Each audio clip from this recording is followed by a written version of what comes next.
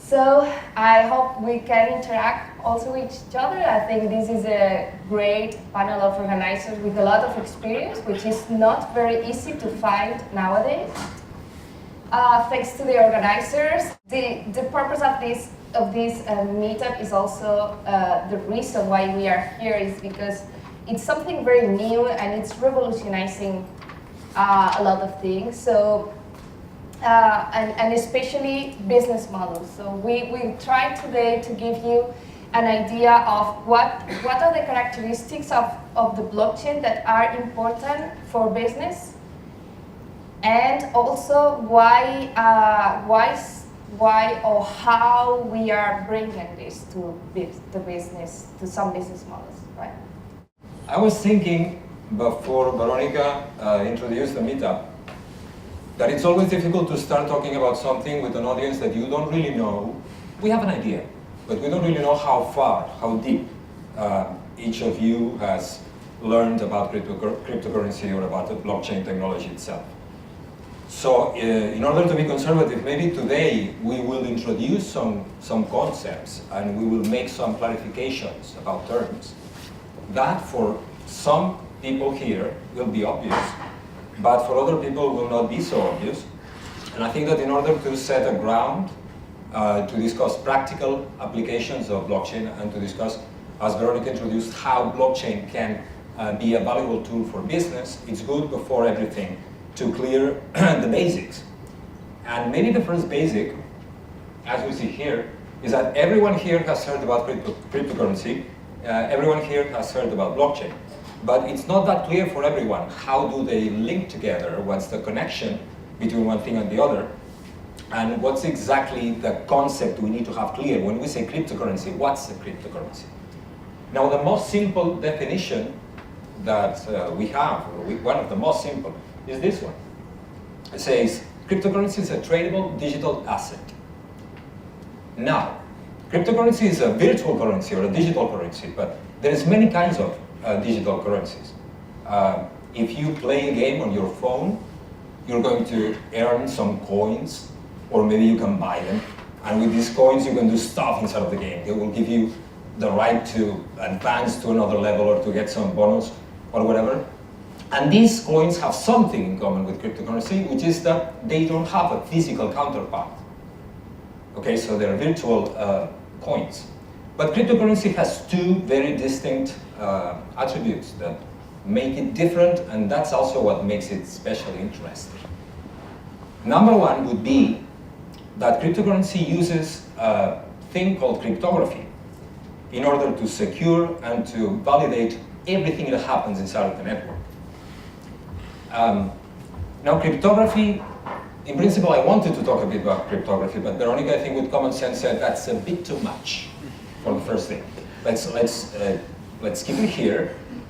So let's say only that cryptography is this discipline, this art and practice of creating and using codes for secure communication. Okay? So first of all, we have a system that is a digital coin that uses cryptography somehow.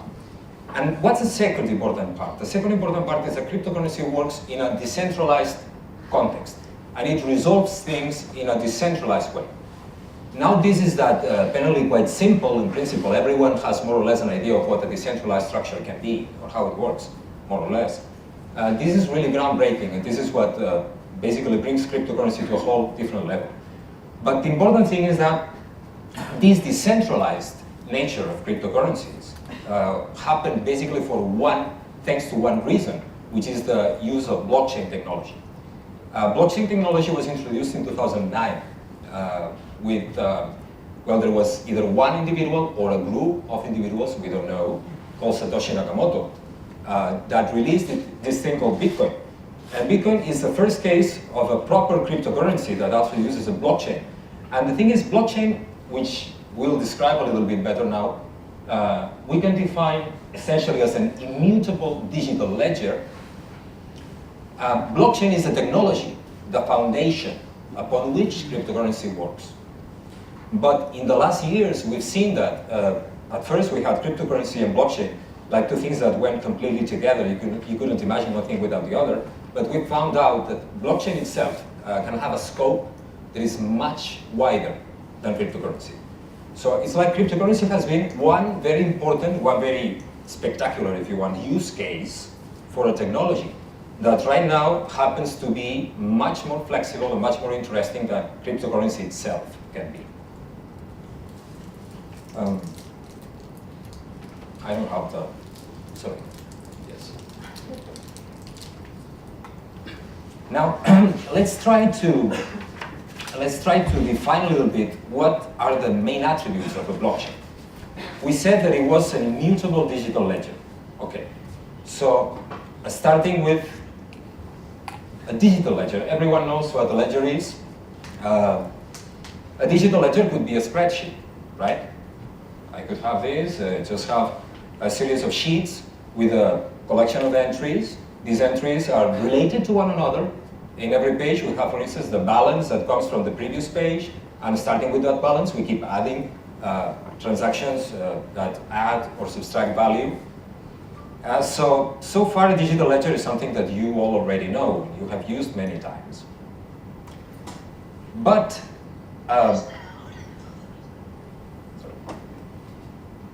it has, first, this digital ledger is not something that is stored in a central place. We don't have a server that provides all the information to the participants of the network. The first point of magic is that this ledger is replicated in a way that every participant in the network has a full copy of all the information. You know, so this goes a bit deeper than it seems at first even. We'll go a bit further into that, but let's define three attributes principally. And imagine this digital ledger like, if we say blockchain, that's a chain of blocks. Imagine from now on, every block like a page in a ledger. Okay? Every page contains a set of transactions. In blockchain, we have blocks that are pieces of information, that each piece includes a list of transactions as well. And it's also similar to a chain in the sense that if you have a physical chain, you have a chain made with links, and each link is very tightly bound to the previous one. And you cannot think of one without the other because they form a continuous that has a logic and a dependence that derives from every link. And that's exactly what happens with blockchain. And we'll see a little bit how. First important attribute that a blockchain has compared to a traditional ledger, it is verifiable. Verifiable means that principally we know that the information in the blockchain is accurate, is correct. This is because we cannot send to a blockchain a transaction that is not valid due to how everything is internally certified, how is internally secure. I cannot spend, if we follow with the cryptocurrency model, I cannot spend coins that I don't have. I only can spend the coins that I can prove I own by using my private key, which is the password that gives me the right to spend the coins I have in an account. But I cannot send coins that belong to someone else. I cannot sign a message with a private key that is not mine if I don't have it. It's impossible. Like the system itself makes that acting in a way that is not proper, it's basically not feasible because it enforces the rules within the code itself. So verifiable means that all the transactions we have are known to be valid, have appeared in a moment that are known to be valid. Everything is time-stamped. So every entry in the ledger will have not only all the information about the transaction itself, it means who sent it, who's the recipient, what does the transaction contain, the value, the information, whatever it is. But it's also time-stamped in the sense that we know exactly when it happened. And also the fact that it's verifiable means that we can audit the information anytime. Once anything has been included in the blockchain, we can go back in time, we can check, and it's virtually transparent. But note that the fact that we say that blockchain is auditable, that it's a public registry. Public, note that only in the case of public blockchains. There can be models of a private blockchain, although they're not the prime mode of discussion here. But you could send a transaction that contains encrypted information too. I could send a transaction to someone else containing a message, and that message could be encrypted, so only the recipient can read it. But in principle, the fact that that transaction exists, that was sent at this time from this account to that account, and these circumstances, that's visible for everyone. This is the first point. The second point is that a blockchain is immutable. This means we cannot change a transaction once it happened. I cannot go back and decide to tamper with the numbers of a transaction. With a traditional ledger, although if you use a spreadsheet, then in theory you can use calculations and whatnot, but in a traditional ledger it's not that difficult to mess with balances. You could find a way to change numbers so they fit in a different way, but in the end the number is the same. And maybe what happened in the middle is not exactly what happened, really. The thing is that information is not only recorded as it happens, but is mathematically linked. Imagine that, as we were saying before, that the ledger, you have a balance in the bottom of a sheet and you carry on that balance in the beginning of the next sheet. That gives you a certain level of security, okay? But it's not full security. It's not tamper-proof.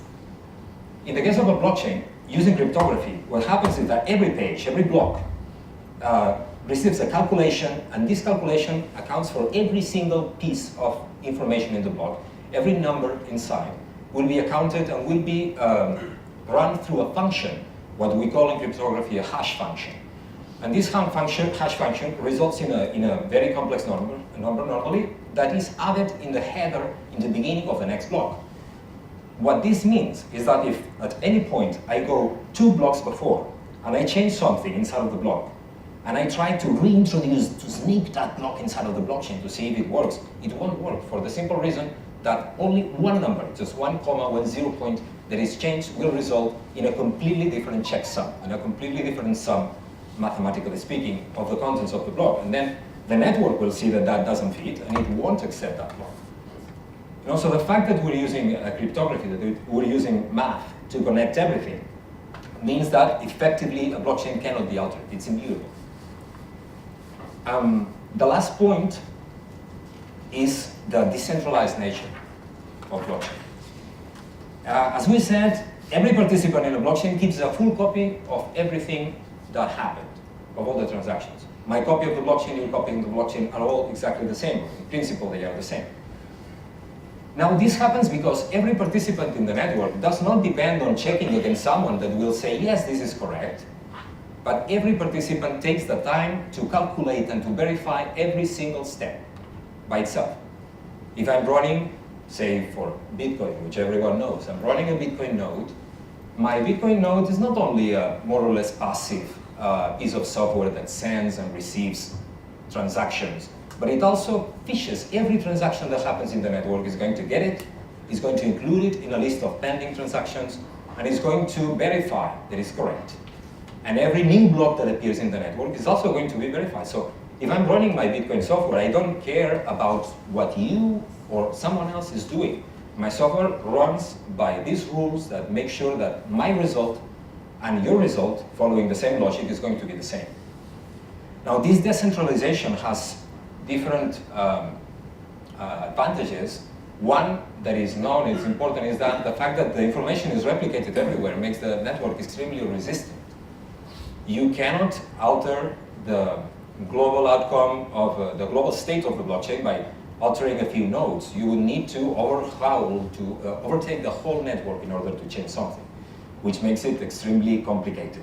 And also this brings us the possibility of doing something very interesting, which is instead of relying on one authority to do everything, instead of going and asking permission, we basically make our own decisions. And these decisions work what we could say in an emergent way. When scientists talk about emergent behavior, they talk about things like an ant hive. An ant hive behaves and evolves in a specific way, not because there is any boss. We have the image of what an ant queen is. But that doesn't mean that you have someone who is resolving everything and is responding to every request. Not really. Like every ant works independently. They work following a certain logic. And from the logic applied by every single ant, you have the behavior of the whole ant hive. And this is what happens in a decentralized model. Okay, this is basically the most groundbreaking aspect of it. And essentially, considering these three parts, you can see that blockchains provide a tamper-proof, transparent, trustless environment. The trustless bit here is, again, bigger than you can imagine right now. Now, for what centralized and decentralized is, I think you all have an idea.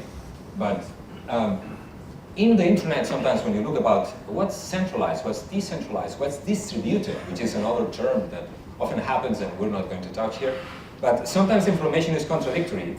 Also because one thing is the process of decentralization, and another thing is a fully decentralized environment.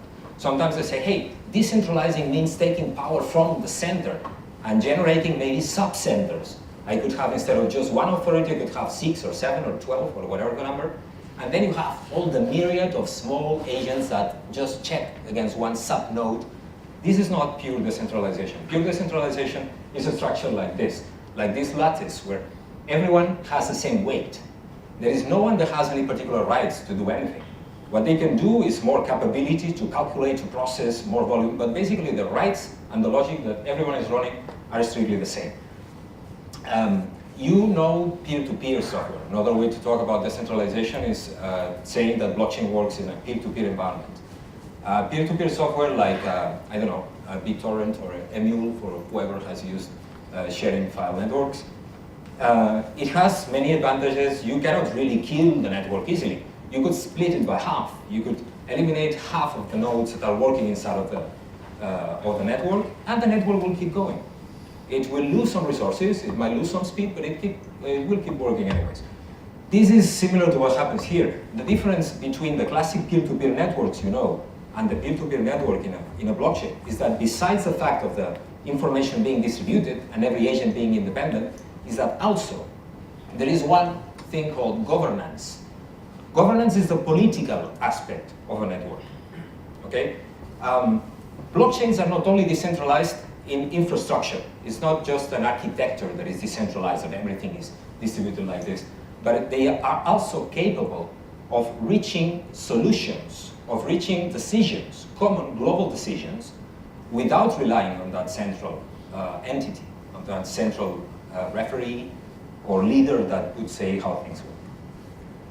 This is something that maybe for a lot of you it's not, but for a lot of people was difficult to integrate. Even in biology it happened when they started to study these little things called amoebas. The slime mold is a model of amoebas in biology. And when at first they saw that we had this amorphous group of cells that were more or less moving, and all of a sudden something strange happened. Like all of the amoebas seemed to agree together to produce a pseudopod and to do something in order to reach some food or in order to sort an obstacle or whatever. Everyone was thinking there must be some leader here. They were looking for one amoeba that for some reason decided to say now, or this is the way, and then everyone would follow. Same as looking at the back of birds that are flying. And there's probably someone that is like the leader, right? And the thing is they couldn't find a leader. They couldn't find an amoeba that for some reason gave the first go signal, so everything would happen. There was somehow a built-in mechanism inside of the cells, inside of every element, so the result would be exactly the one you were expecting to happen. And this is what happens in this context. The way of trying to understand how this happens bring us to what we call the consensus in blockchain, which is likely to also be close to things you've heard about. You all heard about mining, especially in the case of Bitcoin. But first, consensus, we know that the consensus is coming to a general agreement, right? To reach a consensus is to reach a general agreement among a group of what is the next decision to make or what is the state of the network. In order to be able to do this from a decentralized context, this was maybe one of the biggest, if not the biggest challenge that the first proponents of blockchain had to overcome. And different blockchains have used different methods of consensus. We don't have, of course, time here to go through all the methods of consensus that exist. There's a few rather experimental ones that have been running in the last couple of years. There's many innovation in this ground. Probably this year there's 2 or 3 topics that everyone says this is going to be the year of, say, regulation, privacy, and also consensus evolution or new models of consensus. Just to give an idea, basic idea of how consensus can work, we're going to look at the 2 most known maybe one very known and another one that has become known enough for people inside of the ecosystem. And these are the methods that will allow to decide not only how is the blockchain in a given moment, but one important step that we haven't mentioned here, which is this is a blockchain, okay? And we have 1,000, 100, 10,000 peers inside of the network. So who gets to publish a new block? How does that happen? I understood that I have this software running and I can send a transaction and everyone there is looking for transactions that are not confirmed and getting them and putting them in a list and waiting to have the opportunity to produce a new page in the ledger, to produce a new block. Now, how does this happen? It's not, again, that we have someone that decides you now have the time to go. But we had to, not me, but the initial developers of the blockchain concept, they had to find a way to, first of all, achieve that and also protect the network against attacks. A system that is decentralized has become famous because it's very resilient to many types of attacks. But there are attacks that are complicated to resolve and complicated to prevent. The most typical one in the beginning, they were thinking, okay, so we have a network with, say, I don't know, 100 people running here. What happens if we have 100 votes and all of a sudden someone shows up and says, okay, I'm going to clone myself into 20 different entities. I'm going to pretend that I'm 20 people, but it's only me. It's only me running 20 different heads for the same network. And then doing this, I expect to change or to mess with the consensus and to do things in my own favor. Then in order to prevent this is what I define as what they call the civil attack, which is basically reproducing an identity many times in order to gain more weight than you should inside of the network. How do you fix this? The first solution, the initial one, and the one that is more known by everyone, is called proof of work. The proof of work algorithm is what we call a consensus model. A way of reaching this consensus is the one that Bitcoin uses. So far also Ethereum uses it, although Ethereum is in the roadmap. They have the plan to eventually change to a different consensus model, which we'll talk about in a minute. But the proof of work consensus requires participants to do something. They're not going to give you, or you're not just going to get the right to publish the next block just because, or through a completely random way. We need to make sure that we make some conditions that will prevent certain types of attacks, and at the same time will make not just the network secure, but egalitarian, that will give everyone the same chance to do something in principle. Then the proof of work consensus, what it suggested, and basically it worked very well, was to ask people to do a very complex calculation. It requires participants in the network to solve a very hard cryptographic puzzle. Okay? Resolving this puzzle means obtaining a value that fits some requirements, and if you solve this puzzle, then you have the chance, you're given the opportunity of getting all these transactions that you had been keeping for the last minutes and making a block with them and posting them in the blockchain. If you fill these requirements, your block will be accepted and it will be the next link in the chain. But in order to do this, of course, you need to have some processing power. Now, this is one thing that at first made the consensus model very resistant. Turns out that by working like this, you can scale a network to a very large amount of nodes, and it holds up well, and it becomes very secure, because eventually, in order to break this security, you will need to have an immense amount of calculation power. But at the same time, this starts as some sort of an arms race, because if the person that has more processing power, say the faster set of CPUs or specialized hardware that is capable of doing that precise calculation, if you have people that are racing to get higher and higher potency of calculation, of getting hashes of more and more higher difficulty inside of the network, what happens is that obviously everything, the hardware itself, the energy expense, everything scales up. And currently, maybe the main problem of a proof of work consensus method is that it's extremely expensive. Some people will say, and maybe some of you will think as I'm saying this, that well, Visa network, for instance, also spends an insane amount of energy in order to validate the transactions that happen inside of the Visa network. So from some perspectives, it's not that much.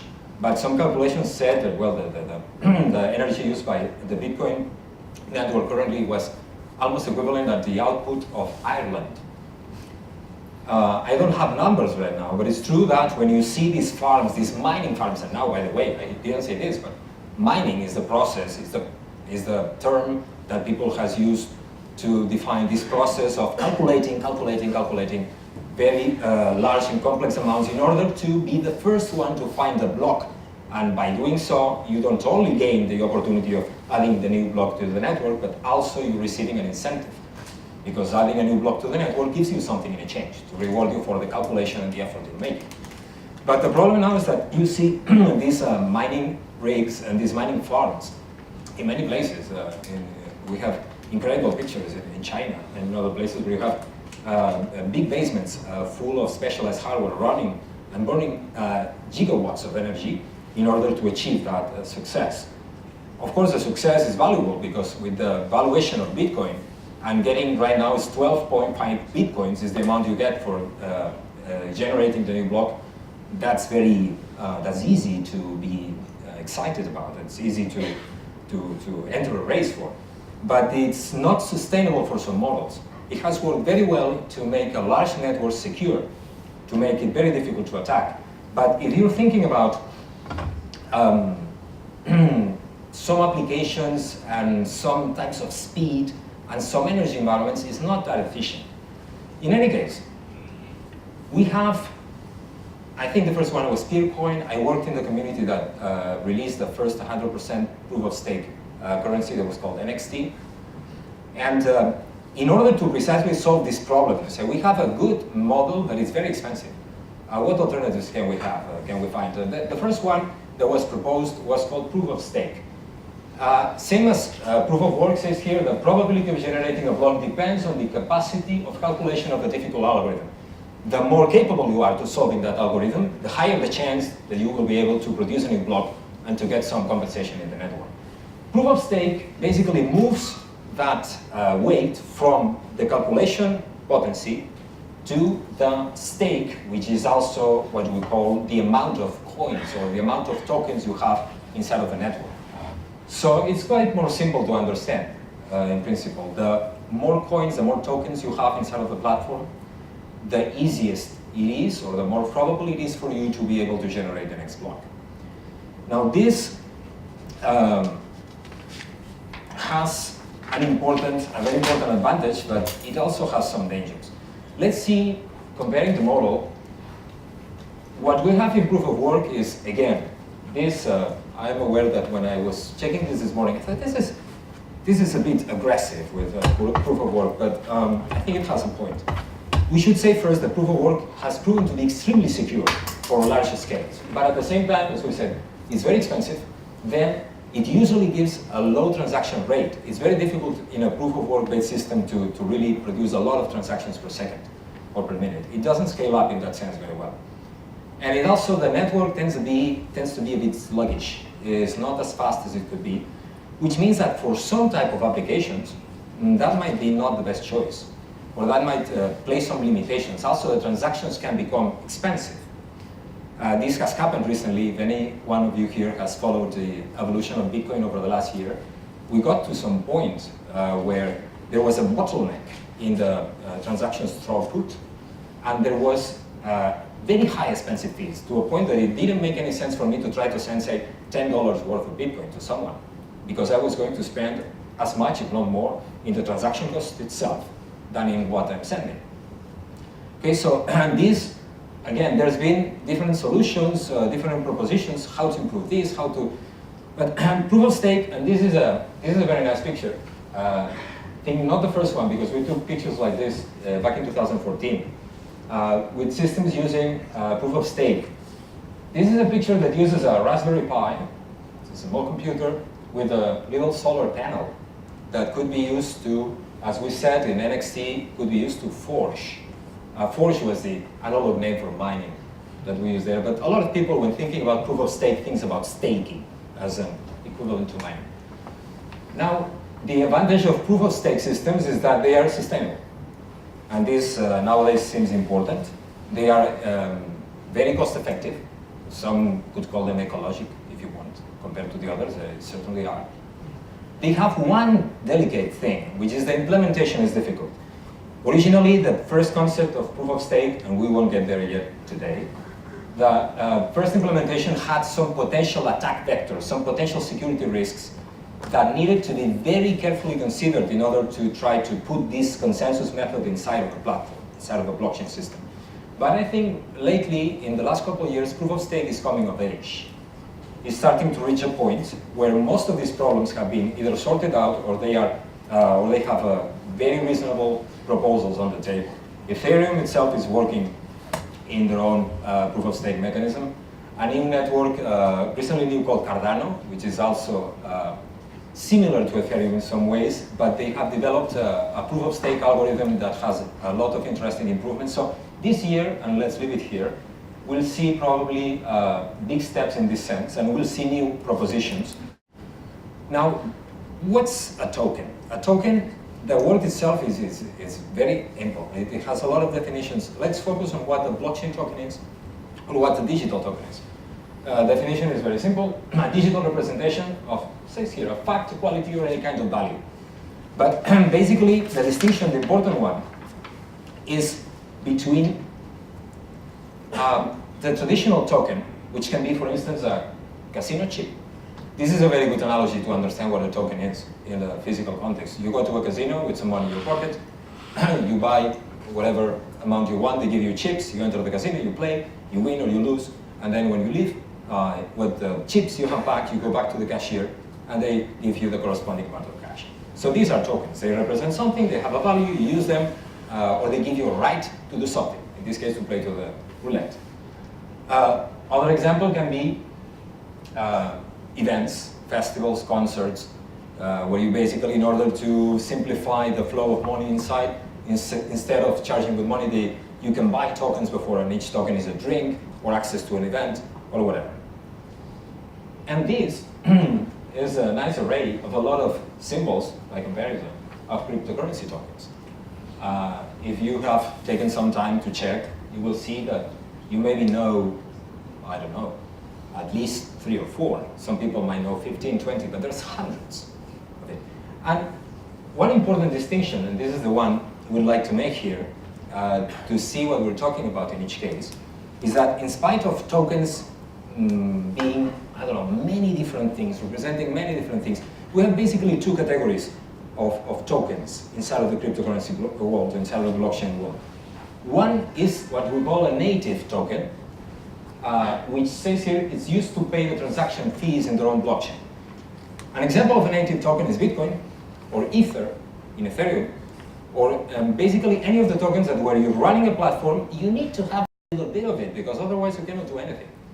If you are running something in Ethereum, you need to have a little bit of Ether to pay for the transactions. Or if you want to send Bitcoin, if anytime you try to send your whole balance of Bitcoin to someone, you cannot send your whole balance.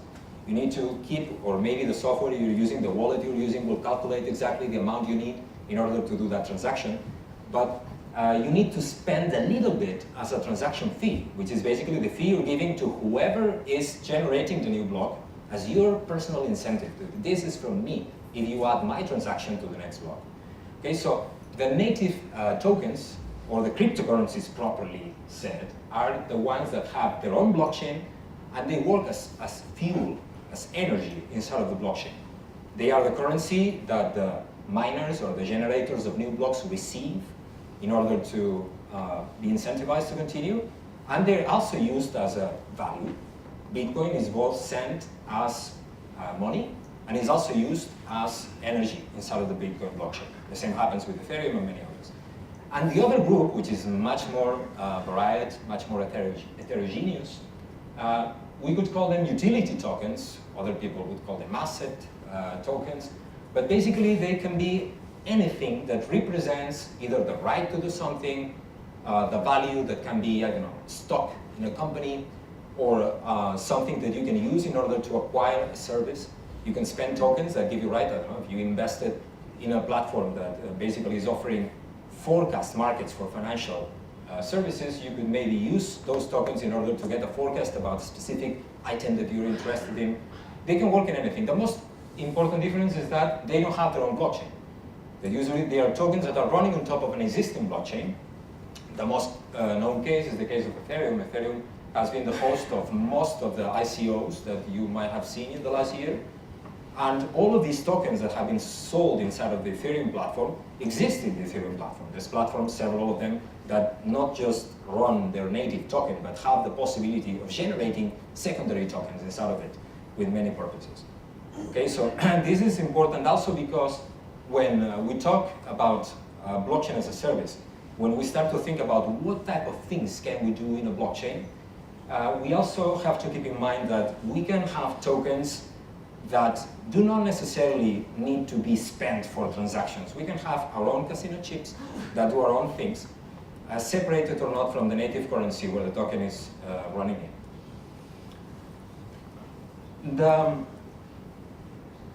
I don't know if everything is, so far, it's difficult to read, if everything is more than clear, and I could have skipped all of this because everyone understands or not, but I guess that in the Q&A later we'll find out what's the actual level of the audience that gathers in this meetup.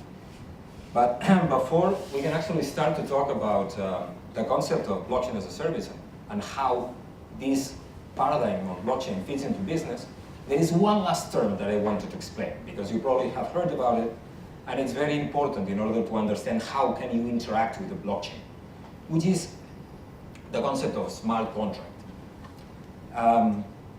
Just out of curiosity, how many here have read something or know about smart contracts? Most. Good. We have here the definition of the first person who proposed the term, also thinking about a context like blockchain, which was in the middle 90s. Zabo said, a smart contract is a set of promises specified in digital form, including protocols within which the parties perform on these promises. It's a bit convoluted, but basically means that a smart contract is a piece of code that is able not only to define how something will be done, not only to include the rules, same as any program. You know, a program has an input and an output. I get a few values, I toss them in, and the program will do its thing and will produce a result. Okay, so far a smart contract doesn't sound too different from a classic piece of code. But the thing is, a smart contract is first self-enforced or self-executed in the context of a blockchain, which is particularly powerful. Let's think about an example before trying to make it more abstract. There is many things in real-world applications that could be run very easily by a smart contract. A smart contract being something that is on top of the blockchain. You can imagine the blockchain running here, and this contract is just a piece of code that gets inputs from the blockchain and produces outputs that often go back to the blockchain. Then imagine, for instance, a lottery. When you want to buy a lottery, you go to whatever place, you get your ticket, and then someone, at some point in the day of the lottery, of course, they will pick a number among a number of series of numbers, and that number is the winner. And if you're lucky enough to have the winning number and have also been aware of the picking of the number, you can go and claim your prize. But this is all articulated through a central authority. A lottery in blockchain could be something completely automated.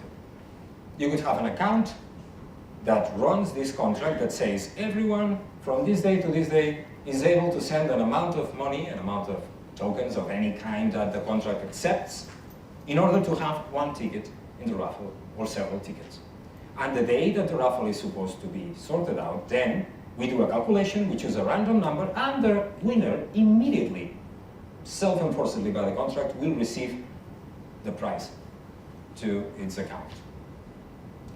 Or you can imagine another case in notary work in authentication of documents. Normally you have someone who has a legal authority and has knowledge of how this protocol works, and you take a document there, you certify that you are who you say you are, and then they will authenticate that that's valid, that that works, and it can go wherever it needs to go. This, in blockchain, since identity is proved by owning a private key that basically gives you the right to do anything with a specific account, one could automate the fact that, hey, in order to authenticate this or to give this certificate, I just need to check that someone has sent this amount to this account, that someone also has sent the document that I'm supposed to authenticate, check that the document is correct, that everything is fine, and in an automated way, I will put my stamp and release a transaction that says that this document is authentic. And this transaction will be held and will be auditable in the blockchain for everyone to see. And of course, you can run further calculations or further processes on the outcome of that contract. In the case of blockchain, the most famous maybe smart contract in the last year and a half or two has been precisely the Ethereum token standard.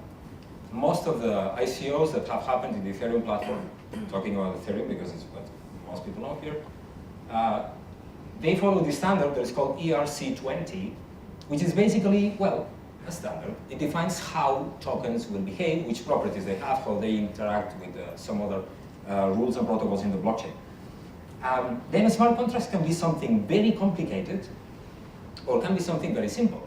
And the problem with development of smart contracts is that, imagine that you are a big company, okay, and you want to do something complex in blockchain. You have a great idea, but in order to do that, you basically need to prepare a piece of very precise code. The fact that something runs on blockchain also makes it interesting but vulnerable, in the sense that if something is wrong, and this has happened a few times, and whoever has followed, for instance, the history of Ethereum knows that there was at least a couple of situations where a big drama happened because a contract was faulty. A contract had something that was not working okay. Most famous case in the DAO that basically caused someone to find an exploit inside of the contract itself and to empty the contents of all the Ethereum coins that had been deposited in the contract as investment, which cost a leak of about $100 million, and also caused a fork, a bifurcation of the Ethereum community. Nowadays, although everyone knows Ethereum, if you look a little below, you will find something called Ethereum Classic, which happened exactly from that point. There was a big quarrel inside, and finally some people decided that no, this happened, blockchain is irreversible, we shouldn't mess with this. If this happened, it should stay like it is, learn from the mistake and try to prevent it from happening from now on. Some people thought like this, other people thought, which is the thought that finally became the current Ethereum network as it is, that they couldn't afford that to happen, and they needed to rewind a few blocks to change the environment so that leak wouldn't happen, which is what happened with Ethereum. That's just one very dramatic proof, if you want, but it reminds us that in order to develop in a completely automated, self-sufficient, immutable system, you have to know very well what you're doing. You have to devote resources. And today, what is happening in the case of Ethereum is that we have a platform, and I keep mentioning Ethereum because it's a prime example of how there are other platforms that also have smart contract capability that is able to allow you to code almost anything you want. Ethereum is a full programming language, okay? And with that language, you can virtually do anything. So it can be very precise, but that also involves that the time and effort and resources you will need to invest to develop in a context like this is bigger. And that the level of auditing, securing, and double-checking everything is also significantly bigger. Then what started to happen with the second generation of blockchain projects is that we realized that there was a bunch of things that were very common use cases. A few operations and a few methods that were coming again and again and again. Say, I want to send a transaction from account A, but I only want it to work if account B gives a heads up and says it's okay. I want to approve conditionally a transaction. Or the case of issuing a token. Something that seemed an experiment in the beginning has become a huge thing. And then hundreds, if not thousands, of people have decided to issue a token inside of the Ethereum blockchain. Then, in that sense, it makes sense, or for a lot of people it makes sense, to instead of having to code everything from scratch, to try to develop what programmers will know as a, I don't know, some call it an SDK or an API. It's basically a system that will allow you to run some specific cases that are frequent without having to prepare everything. This distinction between what is called smart contracts, or what we like to call in other contexts smart transactions, I think it is interesting, not only because it takes me again to the possibility of speaking about what I know, or what we know most, but because it is very useful for projects that not necessarily have the amount of resources, time, or development team to tackle whole development from the ground. And even if you have that team, Sometimes you will rely on pre-developed contracts that can be very expensive. You need to audit them, you need to customize them. Then you have nowadays platforms that instead of allowing you that fine detail, that level of polishing that something like Ethereum will give you, or potentially you can do anything. You can have, I don't know, the little wisps the way you want, but it's costly. You have to make every piece from scratch. In our community, we used to compare, and I think it's a good analogy, that Ethereum was like working with clay.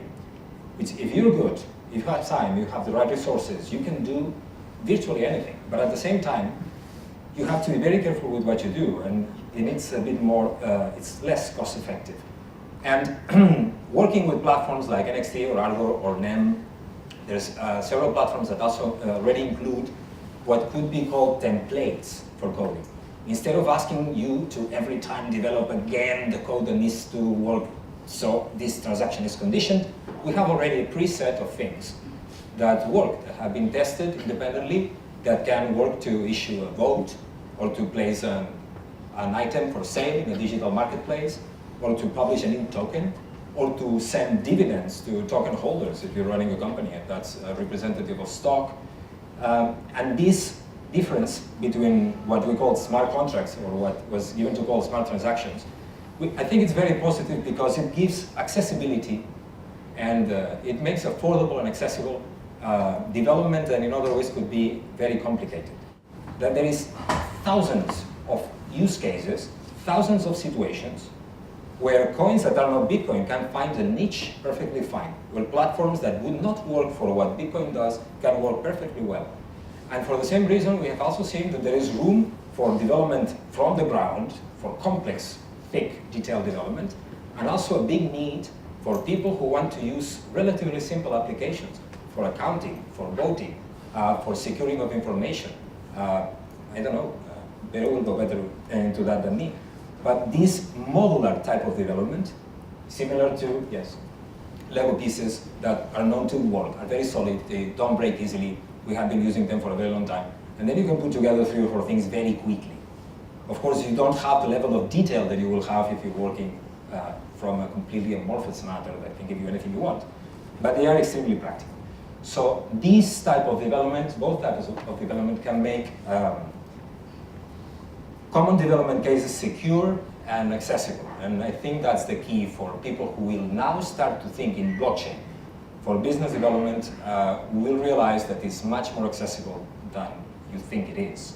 Not only because you can access services on blockchain, but because the last trend, or the last one of the new big things in blockchain, is that platforms are appearing that do not only allow you to run blockchain tools, to run, for instance, asset exchange or voting or whatever you want, but also to produce your own dedicated blockchain inside of a multi-blockchain platform, inside of an umbrella, where you can delegate, you can leave the tough part of the infrastructure of the security of the network to a master chain, or to a parent or main chain. And you can develop under that using a subchain that is lighter, easier to implement, cheaper, and hopefully also full of nice blueprints that you can use for your things, as if you were building with a construction team. Okay, so in order to start to talk a little bit about blockchain applications in business. Thank you, Manel. It's always a pleasure to hear him. He's very, very knowledgeable on what he just explained. So after this introduction part of what is blockchain and the technical part, I want to afford this other topic, which is what is blockchain for business. So how many of you are technical people, developers, or? Okay, quite a few. And how many of you are from the business side? Okay, good. It's more or less half and half, is nice. So, okay, so first of all, I want also to clarify.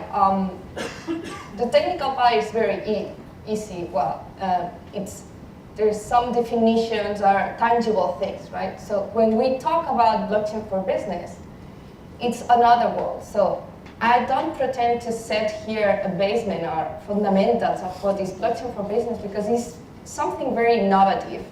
So what I have prepared for you in this presentation is a little bit of some reflections to help you and some classifications to help you to understand how this can be applied. So I would like to start with the definition of what is a business model. A business model is the rationale of how an organization sees a problem and then creates a solution, delivers this solution to a market, and then captures value in exchange. So this is a business, right? So we always start looking or observing a problem or a need in a certain group of population that we call it target. And then we build a solution, right? And that's the right way to go. But today, I would like to start the other way around. I would like to start explaining the solution, and then I will go to the problem. Why? Because the blockchain technology is not something that came out after somebody said, okay, we have this problem, we have another problem. How could we solve that? No. Back in 2009, when Satoshi put the protocol of Bitcoin, he had some reasons, but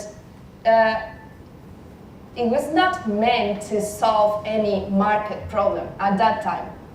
But because the blockchain technology approaches some things in a very different way, then we said, oh, wait, this could solve this and this thing, right? So this is why I'm going to start in the other way around. So what blockchain offers as a solution that can be valuable for businesses? And I wrote down these 3 characteristics that already Manel introduced. First one is an online ledger of registered tamper-proof data, so it's immutable, right? Then also allows to send and receive transactions, and these transactions, the first case was Bitcoin, and it was only value, it was a currency, a digital currency, but now we know that our other things, we can do transactions of information, messages, files, and then other sorts of things. And finally, the third characteristic that this solution offers is the decentralization. And we are going to see how this also makes sense on the business environment. So what I just said, the blockchain technology offers us an opportunity to look at 2 paradigms in a different way, okay? So first paradigm is trust and trustless systems. So before blockchain technology, we didn't know how to approach certain systems that needed some trust, and we just we use like, how many of you are used like online applications, online services, where the legal relationship between the business and the customer or among businesses in B2B business models, it's not really clear. But we are there. I mean, we are moving to a digitalization era, and not always is trust. We have trust. The second paradigm I want to talk about is the middle lane, the intermediaries. So we are moving, for the first time, thanks to the blockchain technology, we have the opportunity to think about things in a different way. So all these organizations and all these chains of actions in the industries, in so many industries, that need intermediaries. We don't need them anymore because we can build a peer-to-peer relationship based on that trust I already said in the first part, right? So again, that's a group of reflections I want to share with you. It's not that I have the right or I'm saying that this is like this, but I think those two characteristics are very important and are really two pillars that are changing the game. So now that I know what blockchain solves, I can go and say, oh, wait, all those digitalization process, these offline processes that we try to digitalize, then it can be digital on a trust way, and then we can scale those solutions, right? So we have here payments, contracts, digital identities, documentation. So any business that has relationship with all these things probably will have a lot of sense to apply the blockchain technology on that solution. Also monetary systems, bank fees, for example. Okay, so I've been trying to extract the whole information on these 3 blocks today for you to help you understand better these, because one of the things of this sector is that you need to digest a lot of information when you start learning about blockchain. And so I have defined these 3 big areas where in the first area, the central of the core thing is the transaction. So we have businesses where we need to do transactions of any value, not only money, but information, content, user-generated content, contracts, documentation. Imagine city halls, notaries, lawyers, but also all sorts of companies that have some asset that needs to move. This needs to be moved. That's one of the big areas where we can apply the blockchain technology. So I've put here like some examples like crowdfunding. Crowdfunding, the ICO is one of the most known examples or use cases of the blockchain technology, where we have transactions of money because it's a crowdfunding system, loyalty points, gaming points, voucher discounts, social coins, any kind of digital asset, right? So we can think about a lot of businesses that can apply this concept. The second big area are legal applications. So where we need a contract of services, of service. So we have here several applications as well. Contracts, authentication of documents, or the documents that need to be notarized, verification of identities. Now think about how, so we are very used to have identities online and share our identities in social networks and so on, but we don't have any proof, any system. We lack of systems that we can trust and we can verify our identities actually. Digital content marketplaces. So every business where we can add this characteristic, blockchain will be very useful as well. And the third area of value is data. So blockchain is also a technology that helps us to storage data. And because of the characteristics that my colleague just said, that it's immutable and you cannot change it, this data becomes stamped, right? In the stamped proof in the blockchain. So business in the sectors of supply chain, traceability, for example, traceability of medicines, drugs, or products, personal or business data as well, auditing of data. So all these cases also can be very benefit, can have a lot of benefit from blockchain. So what I would like to help you to understand is when do we apply the blockchain technology? So let's say we have what is a business? A business is an intersection of a problem and a solution, right? So we observe a problem, we create a solution, then we launch it there, we have a business. So whenever we have this third element, or this additional element of trust or middleman, then we can think about blockchain as a solution for a business. I would like to invite you to follow us in this meetup because there is a lot of content to explain, and I think it's going to be one of the most important topics in our next meetups, to talk about what use cases make sense.